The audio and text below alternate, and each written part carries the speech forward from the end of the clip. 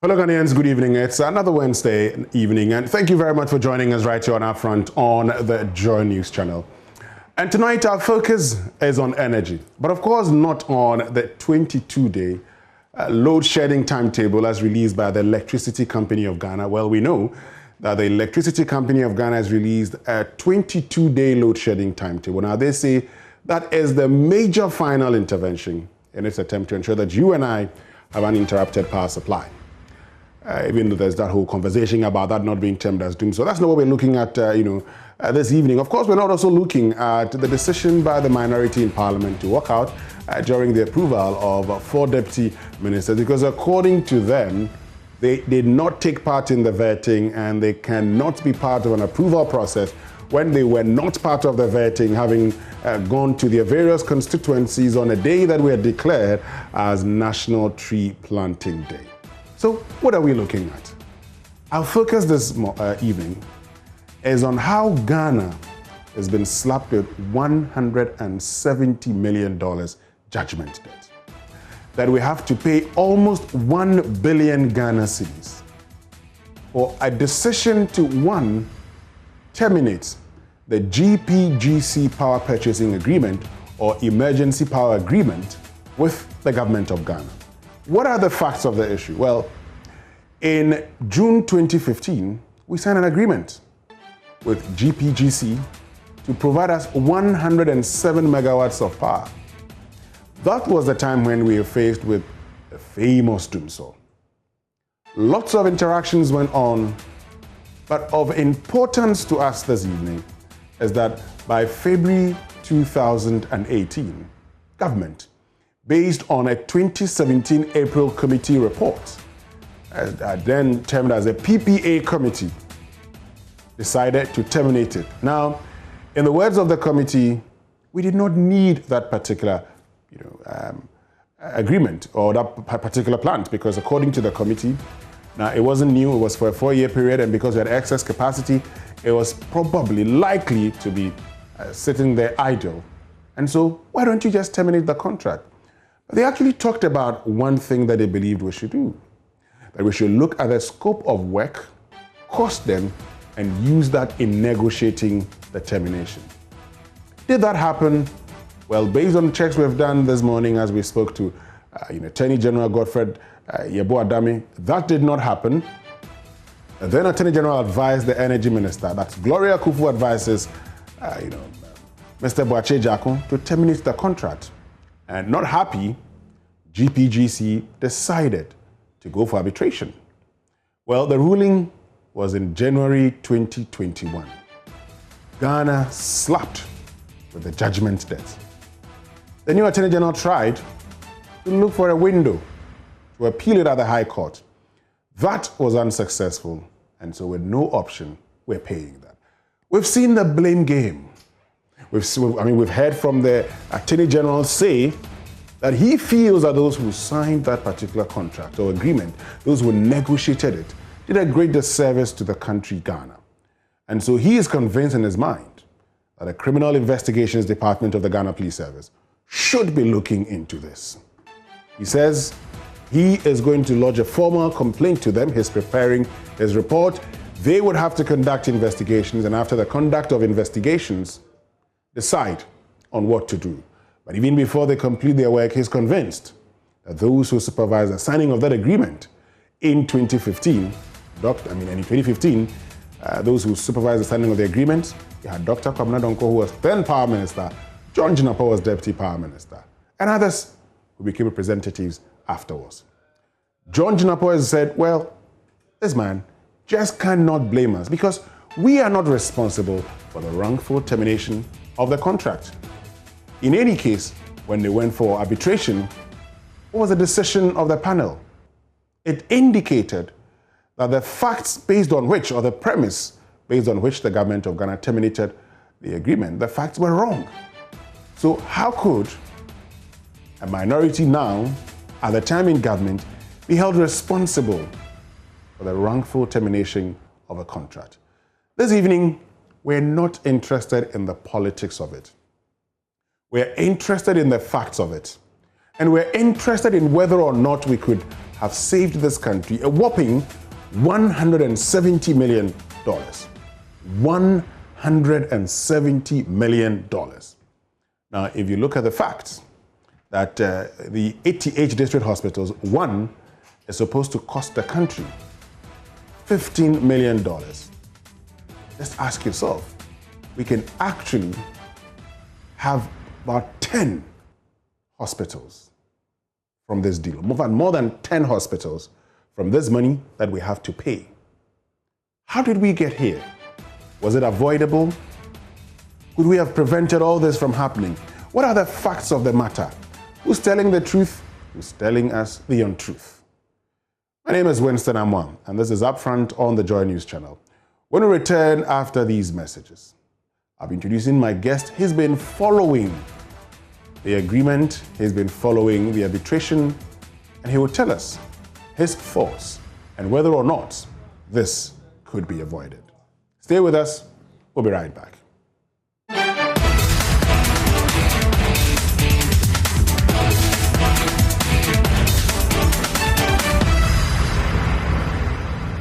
Right, so welcome back, and thank you very much for staying with us right here on Upfront on the JoyNews channel. And tonight, my guest is one who understands the energy sector. He is the director of the Africa Center for Energy Policy, Benjamin Boakye. Ben, thank you very much for joining us this evening, and I believe you're doing very well. I think you'd have to unmute your microphone so we can hear you. Thanks. I'm well, Winston, and thanks for having me. Great. But before we get to this whole GPGC deal, I'm sure you've seen the communication from ECG that there will be a 22-day power outage or load shedding. Let me put it that way, load shedding, to enable it complete final major works.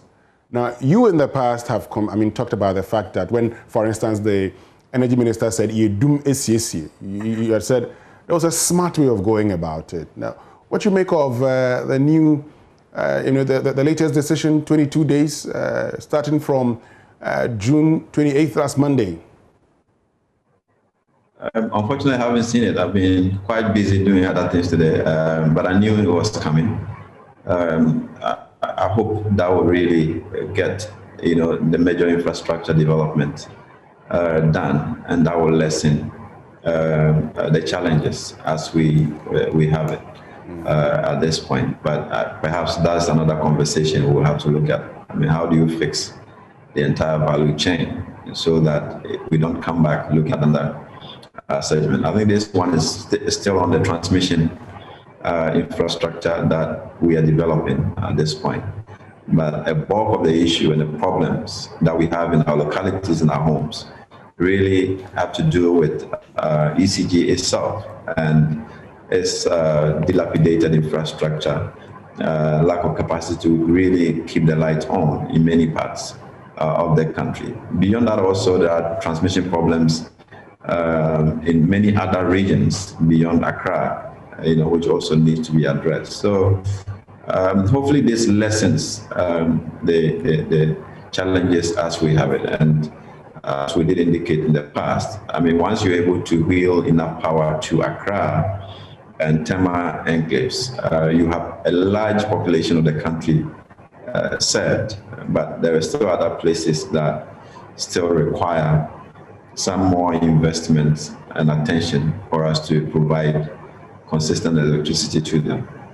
When you say, I hope there's lessons, an indication that clearly the communication that this is a final major works may not be the final time we'd have to experience load shedding? No, I think a load shedding with a timetable, you may not see one in the medium term or in the foreseeable future. But when your power goes off, you don't have electricity.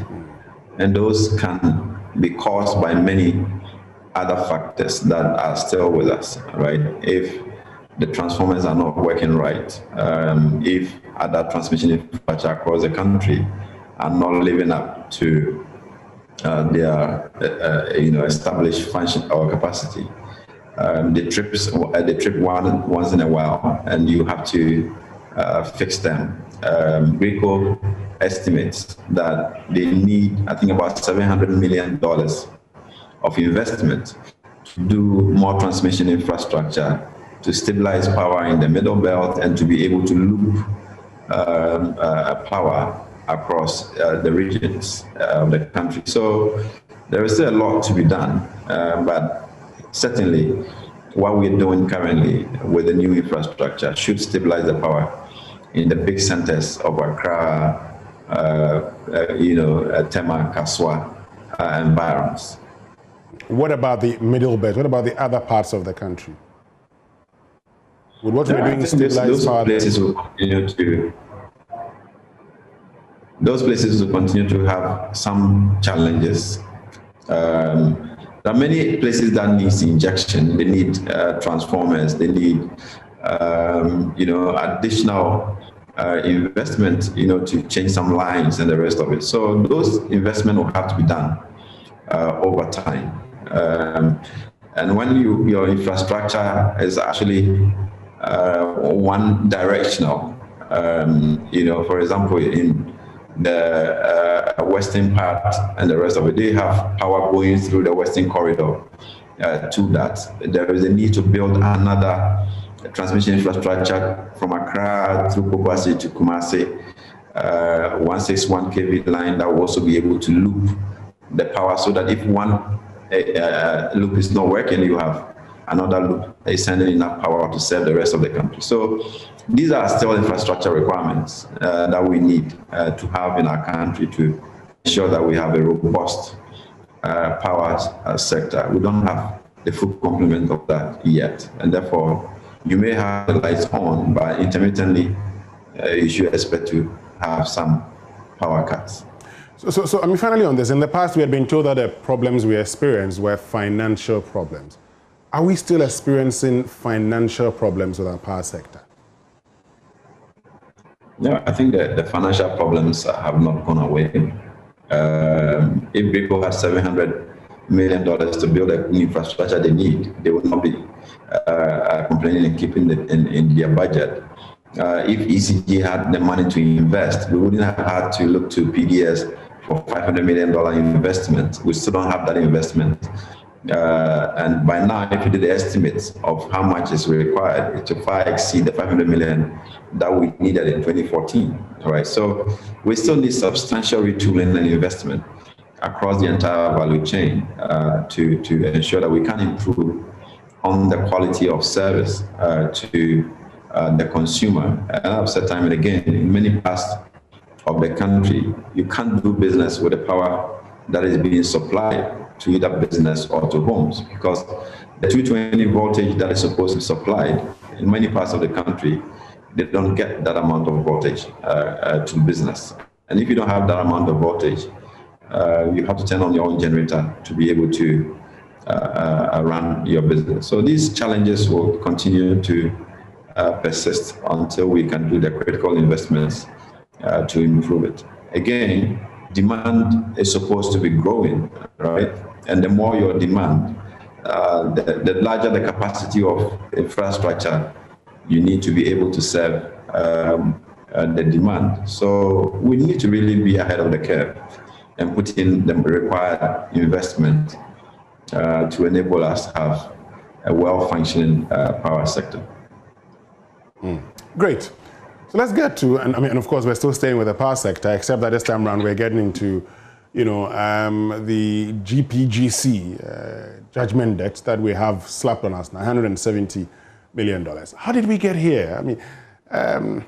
Yes, the minister had gone to Parliament and all of that indicated we're going to be terminating some contracts, but how did we get into a situation where we're supposed to be paying more than what it would have cost us if they ran the full 4 years? Yeah, I think that's a very important question to ask. We have been in this business, on this space for a while. I remember when those contracts were being signed, we were the first to caution government that, electricity system is carefully planned to ensure that at all times you can have supply coinciding with demand. If your supply is far in excess of what you are demanding, somebody has to pay for it. So there is a reasonable margin that you can have in excess of what your real demand is. An industry standard, you need about 20 to 25% of what we call a reserve margin. Anything above that is waste. It means you are paying for electricity that you don't really need, and somebody has to bear that cost. And often it's the consumer that will bear that cost. So when you plug that into the tariff, it tends to be unrealistic and higher than the market should actually be charging. So system planners everywhere in the world are careful not to add too much generation than is required or above, what the reserve really is. So when we were signing too much PPAs, we sounded the alarm to say that Ghana is signing too much PPAs, and we had estimated that we were going to pay in excess of $100 million a year for excess capacity if we did not halt some of the agreements or stop signing new PPAs. I think the government at the time also, latter part of 2016, realized that if all those plants come on stream, there could be, detrimental to the financial situation of the country. And that is how come, they set up a committee to review some of the PPAs to see which ones they could defer to a later date and which ones, there was room to actually cancel. And in fact, what happens with typical PPAs is that most contracts, government has signed a lot of PPAs. Most of them don't materialize because the investor will come looking for the PPA to go and raise financing. They go, they don't get the money, they don't come back, right? So with the emergency power plants, I think what they failed to recognize was that these were guys who were charging so much and therefore may want to bring in the power plants, unlike traditional IPPs that takes time to construct and build and also to raise financing. So they signed too many of them. And when the signals were on the wall that these contracts were going to mature, we started panicking and trying to take mitigation action. So a committee was set up, and the committee, I don't know what happened. I'm told, today on your show that the committee actually finished its work and submitted a report to the ministry. Somehow they proceeded in 2017 to continue. I've been doing some independent checks, which actually showed that, the same committee persisted. They continued to do their work after a change in government and came up with their recommendation in April 20. Talking about the same committee, Benjamin, the same committee, because the committee's report, which I have, and if you were to look at the membership, so the 2016 committee, we're told, was chaired by John Jinapor. If I look at the 2017 committee, that's the one that submitted this report in April 2017, it has Dr. Ahinkra, who is, who was the executive director for the Energy Commission at the time as its chairman. So it would look like, even if it was the same committee, members would have changed. Yeah, there were reps. I think the membership were largely the same. We may have to check with Honorable Jinapor again. I'm sure he's referring to a different committee. I've checked with some of the members on the committee. And from what I'm gathering, it was the same membership, except that the chairmanship changed from GridCo to Energy Commission. Okay. All right. So, 2016 was the GridCo boss who was chairing it, and then he moved to Energy Commission in 2016, okay, with some modification of the terms of the committee, actually. So we don't have the full facts, so we can grant the benefit of the doubt. Yeah. I mean, the most important thing is that the committee continued to work, and they preferred the solution, an approach to dealing with the power sector situation, particularly the IPPs that had been signed. And one of the power plants was the GPGC agreement. And what they recommended for government to do was to abrogate the contract and pay $18 million. I don't know how they came by that. I've questioned some of the members how they could come by that number if you did not speak to the company, because the contract had its own terms, and it was not for a committee to decide how much the company was due outside the contract terms. So I don't know how they came by that, but they had recommended that government pay them off for them to go, so that the burden will be less if it matured. So I think from that point, what we really needed to do was to negotiate with the company and the managers of the project to see whether we could come to some amicable solution that saves the public some money. Because the obvious truth is that if the project matured, we were going to be paying, I think, $24 million a year, when we would not really need the plant. I have problems with some of the recommendations of the committee itself, because you had power plants, a lot of power plants that were assessed, right? And they recommended that the GPGC one be cancelled. There were contracts like the AXA one, which they recommended that we should stagger its maturity or move it further. And that if we opted to cancel the AXA one, it was going to cost us $75 million. And I thought if they really knew that, you know, our liability will be $75 million with AXA, for example, they needed to be emphatic to say that we needed to cancel it, because that is a contract that finance minister tells us that it's cost us more than $300 million. Exactly. Dollars already for lying idle here in Ghana.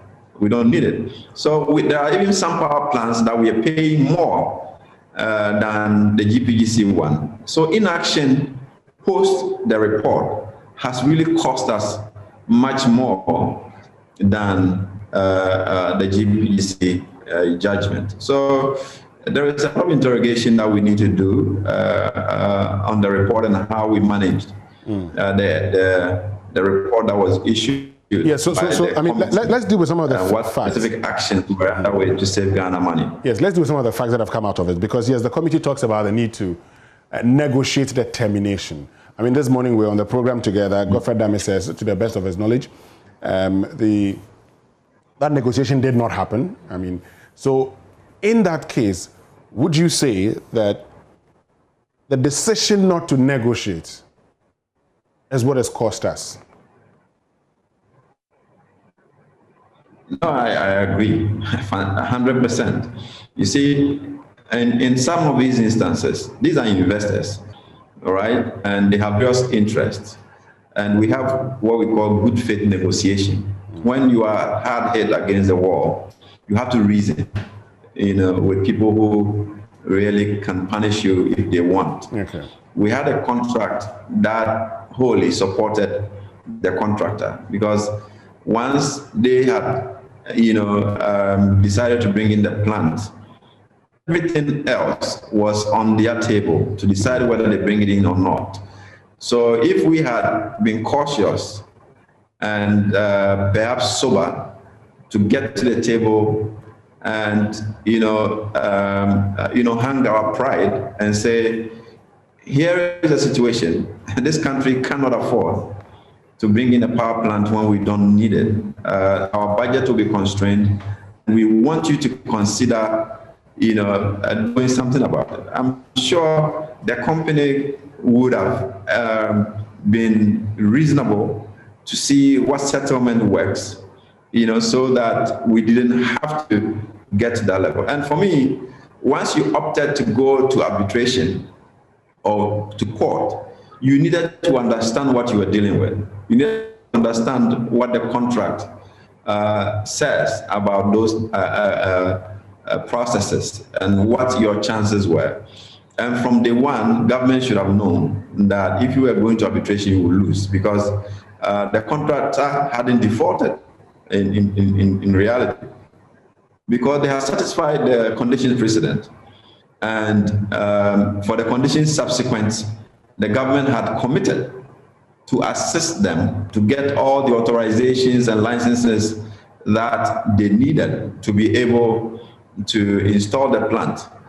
All the bottlenecks and all the hindrances were coming from the government of Ghana and its agencies. So if you were, putting in their way the bottlenecks and the hindrances, you were not going to be successful of accusing them of not delivering on the terms of the contract. When you had agreed as a government that you will bear that responsibility of helping them to get the licenses and authorizations. So it clearly shows that we didn't understand what was in the contract, or we just didn't want to pay attention to the nature of the contract and what the damages could mean for Ghana. And that's how come we are where we are at this point. If we had negotiated, I'm pretty sure that we would have saved Ghana a lot more money. So in effect, you say this judgment debt was avoidable? 100%, if not 100%, maybe 70%. We could have avoided the judgment debt, but maybe pay some compensation to the contractor. Again, the power plants were in Ghana. There was an option to defer the utilization of the power plant. So even if you run the numbers and realize that you need them 3 years down the line, some compensation for mobilization and maintenance of the plant for that period would do, and then you bring them on so that they can make their money when Ghana really needed them to come on stream. So I think it was all about, eschewing some pride and sitting down and engaging the companies at the business level to see how we make savings for the public, but we failed to do that. Now, you've raised some few questions about the agreement itself. And I mean, while we're speaking this morning on the Super Morning Show, you talked about how we should be looking at other agreements. I know you've looked at other agreements. Do you see any difference between those agreements and what we have with the GPGC agreement?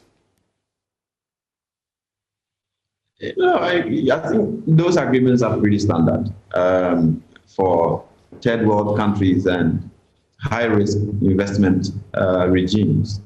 So if you want anybody to come and invest in your country, they want it to be as watertight as possible.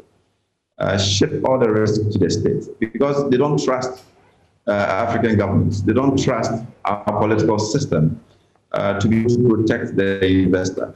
So that is why, for example, they always require that arbitration is done in London, all right? The courts or any settlement is done outside our regime. They don't trust that our courts will be able to grant them a fair hearing.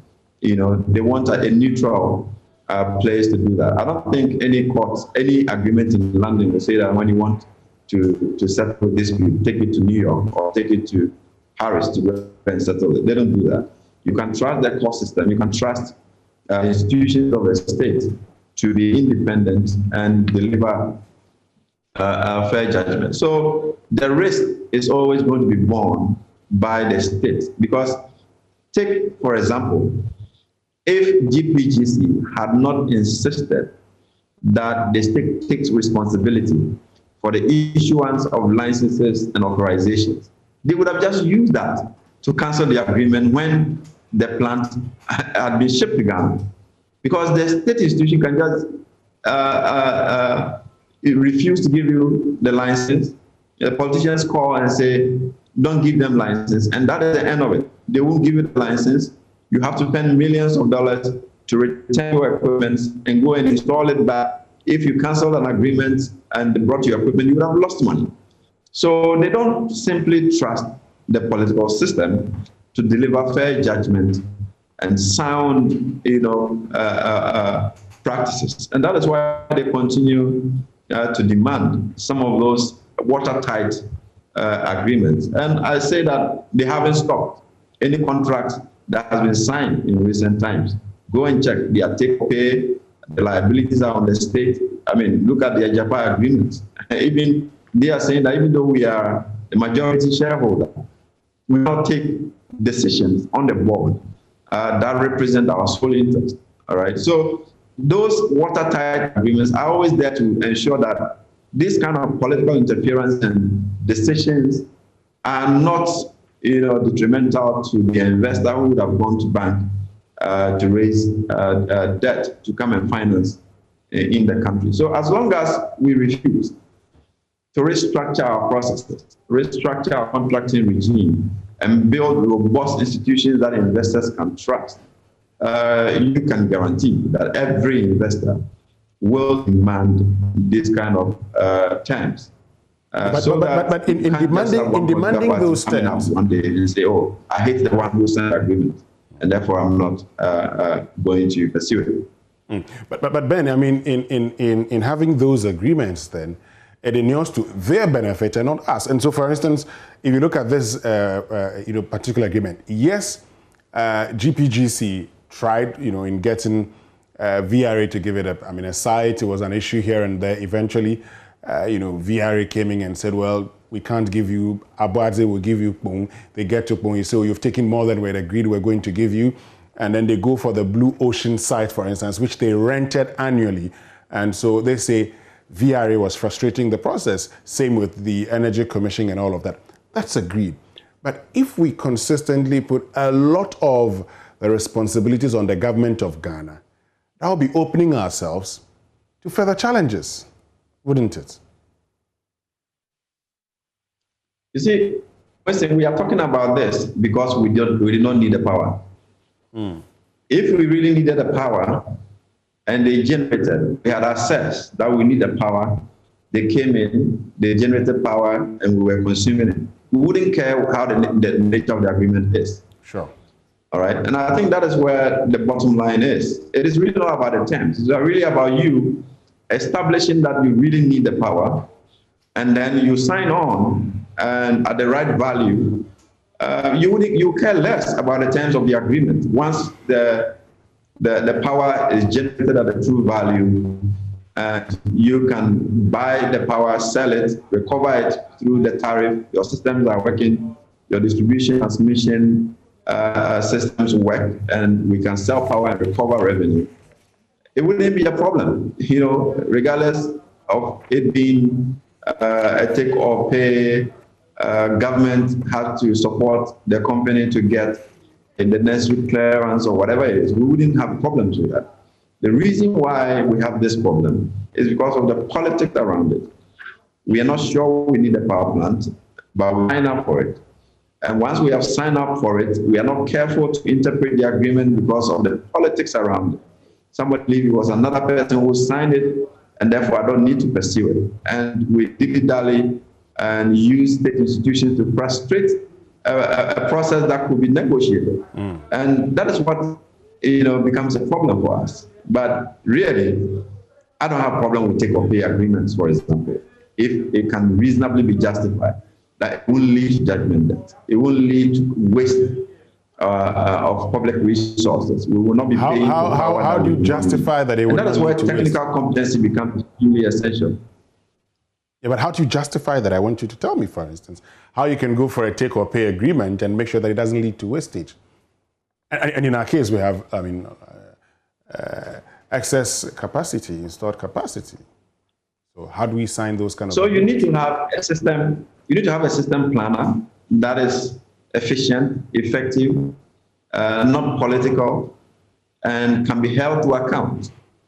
So if, for example, our demand and supply balance was planned by Energy Commission as they are mandated to do, and they were the ones to contract capacity and to call on those capacities, we can hold, Energy Commission to account when, some of these contracts become, bad contracts. We can hold these public servants to account, and they will be able to ensure that we are actually procuring what we need and not excess capacity. But we have left that to the politicians.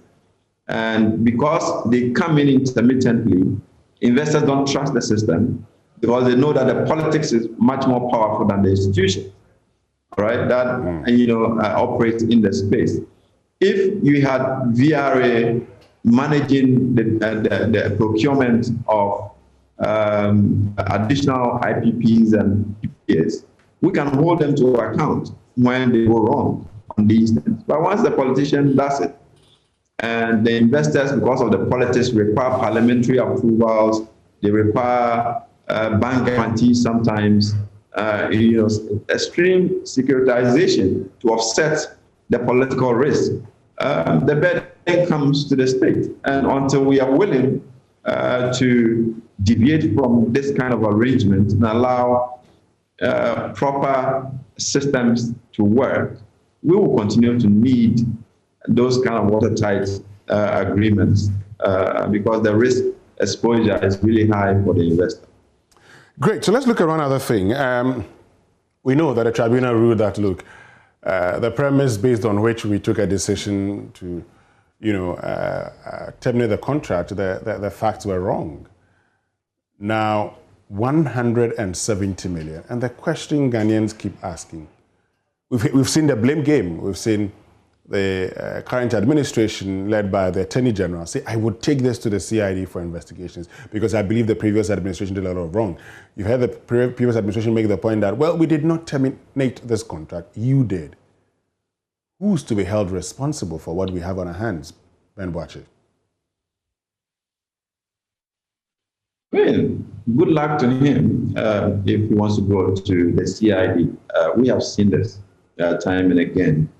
And like they say, that there is closure on the first component of this transaction, which is the signing of the agreement. The agreement was sent to Parliament. It was debated. Both sides unanimously approved the agreement. We had concerns on some of these agreements and how they rush them through Parliament, they get the approval. And in fact, consistently, I have written about these things. And I say that in our governance architecture, you have a minister conceiving a project. He has to convince cabinet, convince Parliament before it becomes an agreement.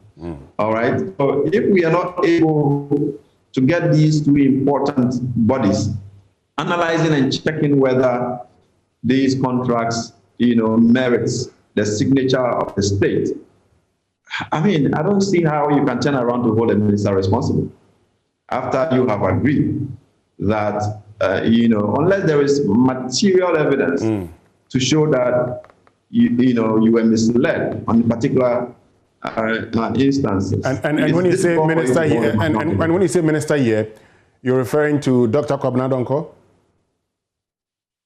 I'm referring to whoever minister sends an agreement, regardless whether it's power, petroleum. If a minister sends contracts through that accountability chain, all right, and all of them, keep a blind eye to the realities of the contract. Even when civil society is shouting, we're giving a heads up that pay attention to these contracts. They might be a waste of resources into the future, and nobody listens. And they believe what the minister is doing is the right thing, and go ahead to ratify the agreement. It is difficult for you to turn around to say that this person did not advise me properly without extra evidence, to really prove that. Now, so at the time that the contracts were signed, they said we're in emergency, and Parliament agreed that we are in emergency, so go and bring an emergency plan. So that's essentially what happened. So in that case, also let's narrow down to appreciate that the conversation that we are having is not on the signing of the agreement, but it is on the cancellation of the agreement. Okay. How was the contract cancelled? Why was it cancelled? If the government thought that the priority at the time was on the signing of the agreement, 2017 to 2021, they should have been able to deal with that part of the whole transaction. But you wait for the company to take the cancellation of the agreement to court, to a tribunal, wins a judgment, and now we are talking about the cancellation of the agreement. We are talking about the signing of the agreement and not the cancellation of the agreement. I think what we have to focus on at this point is the cancellation of the agreement and whether we could have done something to salvage situation or save this $170 million that we have. As for the signing of the agreement, we have talked about this for 4 years, right? Talking about how bad the contracts were. And in fact, in 2017, we have preferred solutions and the way to deal with these things. And the most sensible outcome or option was a good faith negotiation. Get to the companies, plead with them and say, hey, we know we have agreement with you. We can't take the power. Can we restructure the agreement? Can we make sure that... So the point you're making... come in 2 years after instead of now. You know, and that would have helped save us a lot of money than we are doing currently. Okay, so the point you're making is the agreement has been signed, it's gone through Parliament and all. You want our attention now to be on the termination. So is it a case that we should hold those who terminated the contract accountable for what we're experiencing now? Is that your view? No, I think that is a germane issue that confronts us at this point. And that is not to say that if you have fresh material evidence to show that maybe somebody signed the excess capacity because there was corruption, because they didn't need the power plant or the justification they provided to Parliament was wrong. I mean, if you don't have those justifications, I don't see what you're going to do chasing those. So because our focus should be on Parliament to those who terminated it. We needed that agreement. And Parliament agreed with them essentially. And that's why we had the power plants coming in. Okay, so the focus, you say, should be on the termination. And in that case, we should be focused on...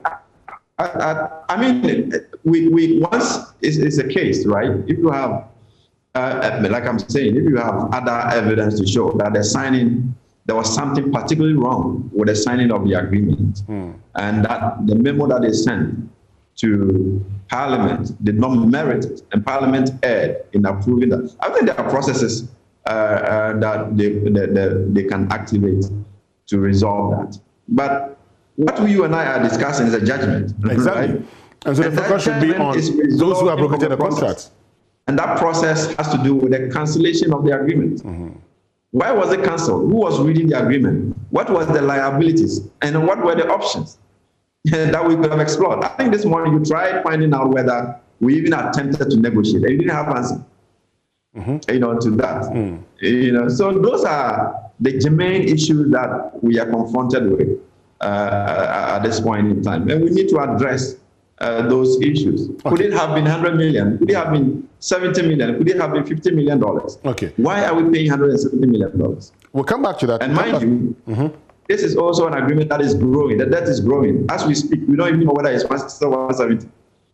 Exactly. It could be 200, it could be less. Exactly. So, yes. More. So, what we'll do... Because the interest accumulation is also building up. Exactly. What we'll do is I will come back shortly. We need to go for some few messages. We'll come back and get to find out more about this. You know, you're suggesting, we'll get that clarity. You're suggesting that let's focus on the judgment debt. And so if you're focusing on the judgment debt, it means the cancellation and who cancelled it. So do we hold those people accountable? This is Upfront on the JoyNews channel. I'm Winston Amoako, and this evening we're joined by the Executive Director of the Africa Center for Energy Policy, Benjamin Boakye. There's more after these.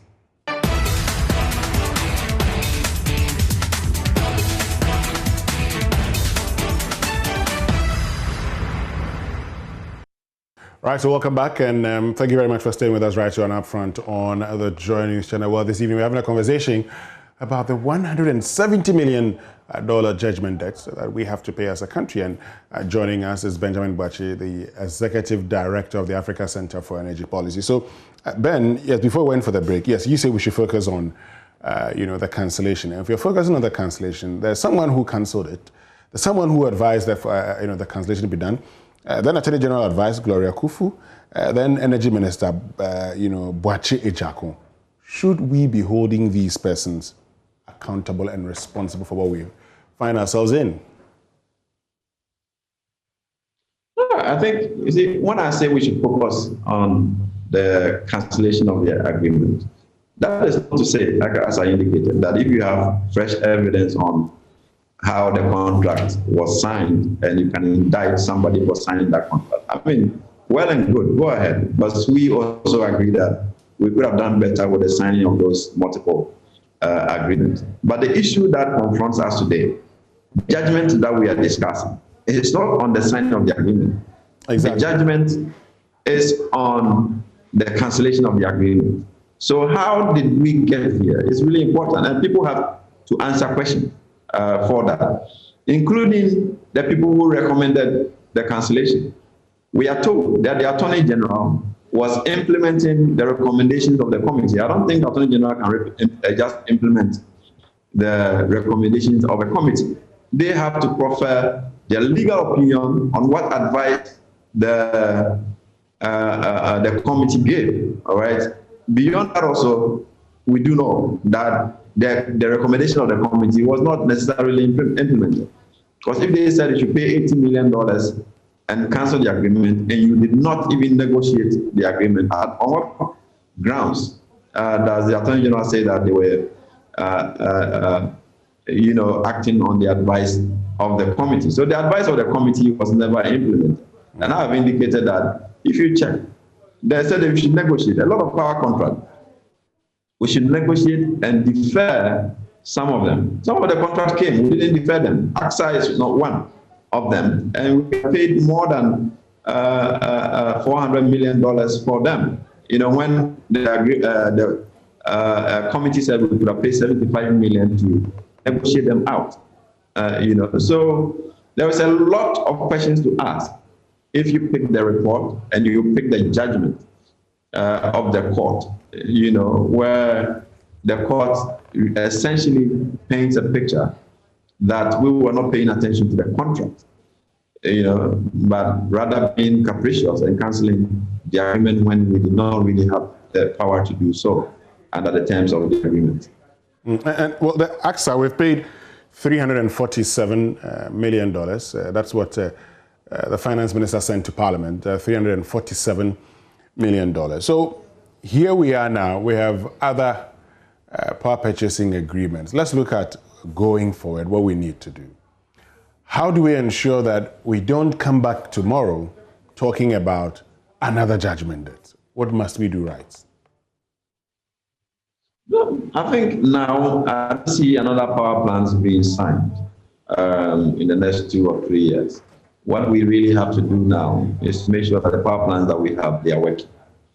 And they are working to generate power, and then the power can be sold to pay for, the work that is being done by the IPPs. If we keep them idle by, this non-functional transmission system that keep going up, and also the distribution system that cannot be stable, we are still going to be losing money. So we have a critical point. We are at a critical point where we need to ensure that these IPPs will generate electricity and sell the market. We need to find a way to grow the demand so that we can consume the full complement of the IPPs that are in the system, so we can lessen our burden. But into the future, there is no reason why we need to go doing this kind of sole sourcing. They are too expensive. They are too politically influenced. We need to have a more transparent approach to power sector contracting. And Parliament has to insist on that. We need to have a competitive market where investors will have the confidence to raise money and come and develop power plants without needing government, right? And they always need Parliament to guarantee it, because the power system is not transparent. There's too much power play and there's political interference in the space. If we can weed out these kind of elements and ensure that we have a transparent system, that is what will encourage investors over time to put in their money and generate electricity without the state having to guarantee the supply of power. And I think that is the bigger lesson that we have to learn going forward, so that we don't consistently encumber the resources of the state that could be used for development to pay some of these reckless commitments. Yeah, but we've talked about, we've always talked about Esporting also. So that's another option, isn't it? Yes, we have the excess capacity, but we can consider exporting to neighboring countries? The Ghana government is not supposed to be a developing power to export. You're not a businessman. Your interest is to protect my interest, right? And so give me electricity, have the systems that work to ensure that my light can stay on. Any other agenda to be an exporter of power is misplaced. And we have consistently stated that. And that is why we are having to pay for power that we thought we could ship to Burkina Faso and other countries. They don't care your excess capacity. As we speak, Côte d'Ivoire is shedding load, but we don't have the capacity to sell them power because our power is either too expensive or our transmission system cannot wheel enough to that. All right. So if those infrastructure don't exist, you can't estimate to sell power to anybody. And the West Africa region is also not that coherent. We are not working together to be able to plan such that excess power can safely be consumed or shipped to other countries. Today, Nigeria sells Benin at around 6-7 cents per kilowatt hour. That is almost half of how much we sell to the rest of the region. All right. So if your power is that expensive, you sign IPPs that are so expensive, you're not even going to be able to attract the West African market. Okay. And the excess capacity that we signed, we have estimated that we had more power sitting here than the rest of the region can actually consume. All right. So we shouldn't be using the public purse to guarantee power for Côte d'Ivoire, Burkina, or Mali. We should look at what we can do. If we want a power system for the region, we have to allow the private sector to take that decision. The worst we can do is to build the infrastructure. If we coordinate as a region to build a needed infrastructure to transmit power, private sector should be able to take advantage of that to sell power to the region and negotiate their own tariff. Okay. With the countries without Ghana government having to guarantee power for the rest of the regions. If they don't take the power, it becomes a cost on the state. And that is what we're saying. Benjamin Boakye, thank you very, very much for joining us this evening. We're very grateful to you. Benjamin Boakye is the Executive Director of the Africa Center for Energy Policy. He's joining us this evening on Upfront on the Joy News channel. My name is Winston Amoako. Thank you so much for being part of us. And tomorrow, we've got an exclusive coming up on Upfront. You don't want to miss any bit of it. The Joy News channel.